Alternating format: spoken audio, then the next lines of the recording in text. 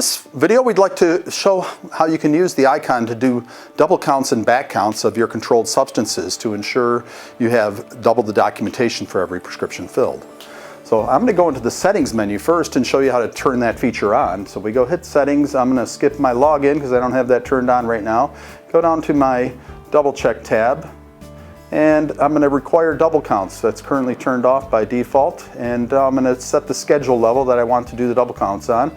I'm going to set that for C2 through C5, and now I'm going to go to my back count setting and turn that on and select the schedule for that to be only on C2s. So what that's saying is I'm going to back count the remainder in my stock bottle every time I dispense a C2, but I'm going to require double counts for all levels of controlled substances. So now I press exit, hit yes to save those changes, and I'm ready to roll. So if I select my validation mode and scan my prescription label, now the icon knows we're supposed to fill the hydrocodone APAP, and it's asking me to scan the stock item. So I go ahead and scan the bottle I'm going to fill it with. It advances to count mode. As you notice on the right hand side, we do advise the user that we are dispensing a C2 here.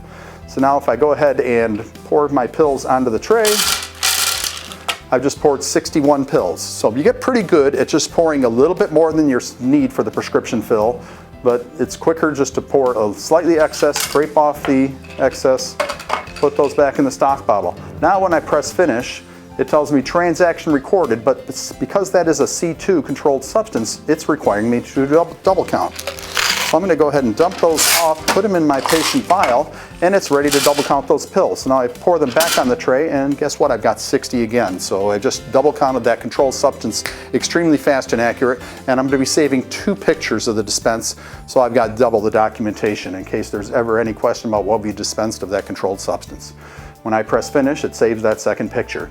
Now, because this is a C2, it's asking me to back count the remainder in the stock bottle. So I go ahead and dispense those pills into the patient vial, and the icon's calculated that there should be 17 left in my stock bottle.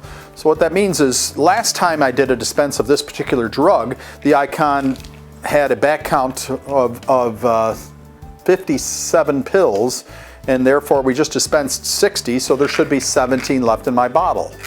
So the icon's keeping a running tally of that and letting you know what it should be. So I just emptied my stock bottle and I had 17, so it turned green. If I happened to only have 16, that would turn yellow and let me know that I didn't have the expected amount. If I tried to press finish, it would give me a warning saying that's not what we are expecting to see. But if it's what it is, you're going to hit yes and record it anyway, and now you'll have a record of when that discrepancy occurred in your back count. So now that recorded there were 17 at this point in time, so next time I dispense, it's going to assume we're starting at 16, and if I were to dispense 60 from that, it would take that 60 from the 16 and come up with 44 pills, and it says we should have a negative 44. So negative 44 is obviously not a quantity, so we'd add negative 44 to a full bottle. I believe the bottles are 100 in this case, so the next bill would say 100 minus those 44 would bring us to 56 pills. So the next back count would be 56. It would be the expected number if this is a full bottle of 100 and we dispense 60 more.